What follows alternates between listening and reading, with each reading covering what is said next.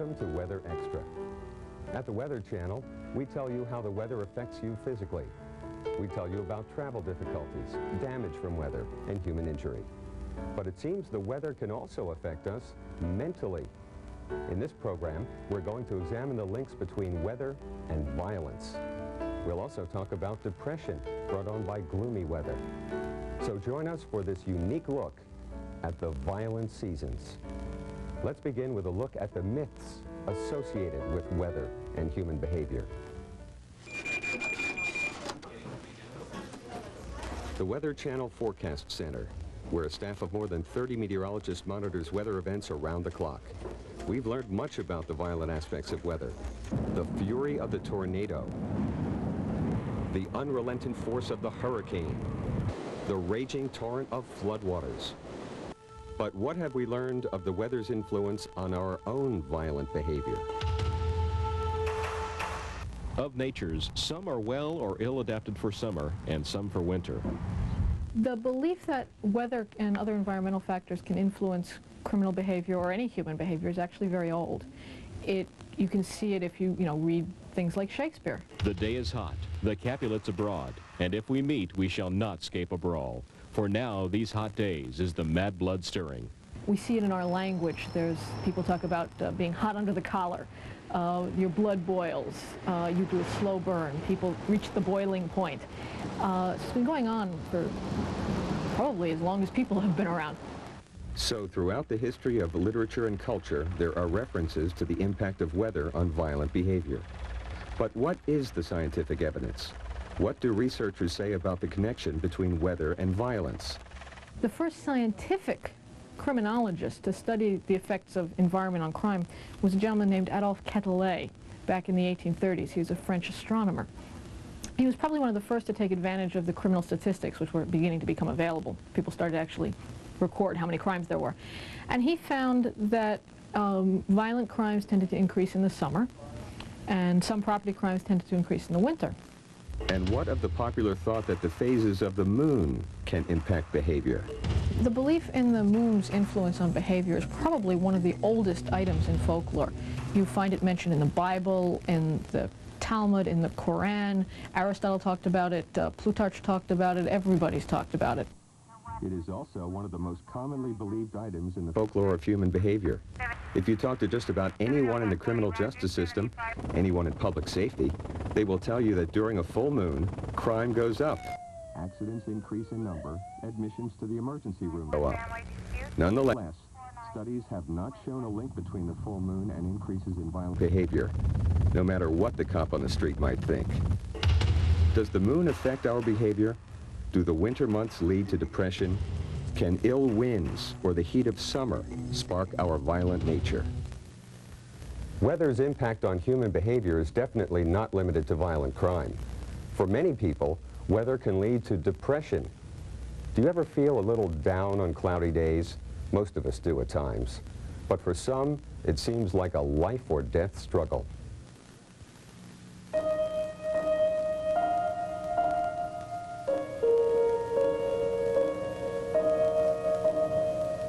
You don't die from it. You only want to be dead sometimes.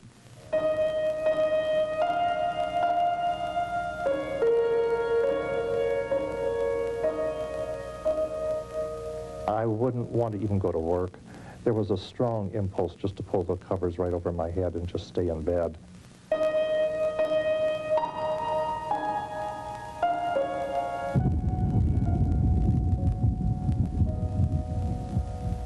I felt inert, physically, emotionally, mentally.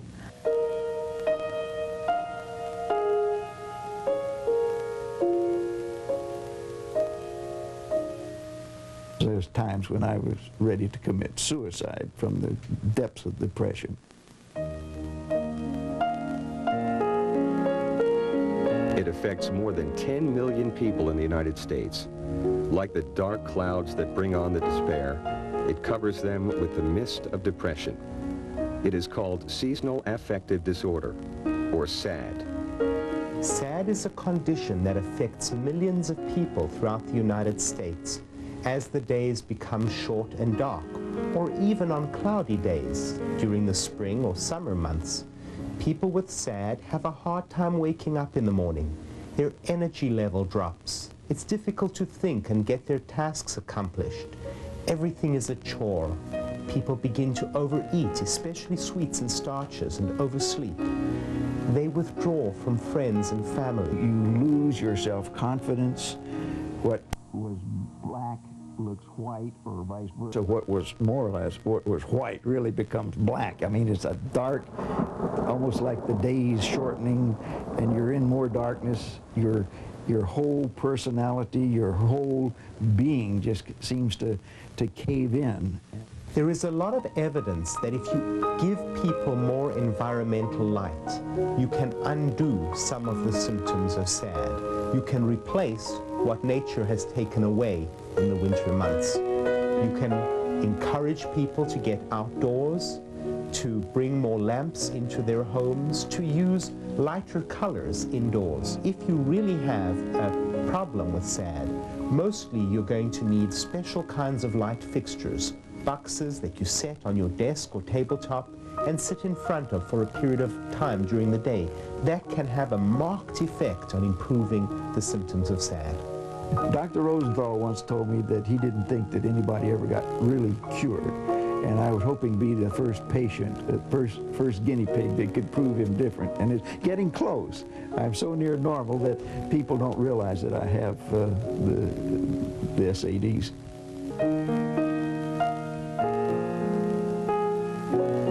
Oh, life is great. I say that. So we see that dark winter months can lead to depression. But what about the bright, hot summer? Can rising temperatures increase violent behavior? Summer. We grow lethargic as the temperatures climb. Do we grow more irritable, more hostile, more prone to violence? There is a long-standing relationship between the long, hot summer days and violent behavior. And researchers have shown a connection between heat and violence. Never before in the United States did the heat of summer and social upheaval create as volatile an atmosphere as seen in the late 1960s. Civil rights, the Vietnam War, and a national election campaign collided with hot summers in the cities. In studies of temperatures and riots in the late 1960s, researchers found that the number of riots increased when the temperatures reached into the 90s. So there is a correlation between heat and rioting. But there is also evidence that individual violent crimes are also linked to heat. Nearly all of the research supports what we call a positive linear relationship, so that as heat and temperature increases, the frequency of assaults increases. Studies also show that there is a link between heat and crimes against women. But there is conflicting information about the impact of heat and the crime of rape.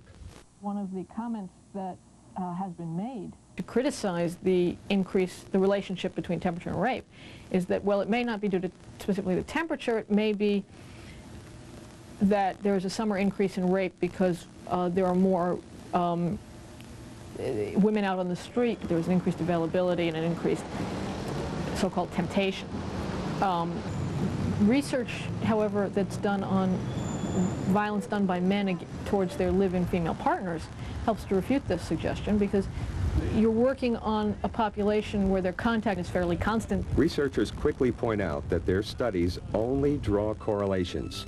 There is no proof that the violent behavior is actually caused by the heat. Even though there's no proof of a causal relationship, the link between heat and violence has become ingrained in our culture. But what about other weather conditions and violent behavior? Studies show that cold weather and crimes are only weakly linked. However, people can act more aggressively in colder temperatures. One study tested people's behavior at temperatures of 45 to 50 degrees. They compared those results to behavior of people at temperatures in the mid-70s. The subjects of the study were made angry, and it was found that they would be more aggressive at the colder temperatures. Other research shows that colder temperatures have been linked to the crime of robbery. but no other violent behavior. Sometimes on rainy days, you might feel a bit down. But do some people feel more violent on rainy days? I found a relationship between the amount of snow and rain.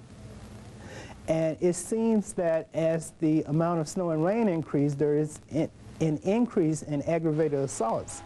There is an increase in the level of frustration. Actually, studies show that the incidence of crime goes down when it is raining. Pleasant weather, on the other hand, puts more people out and on the street as potential victims.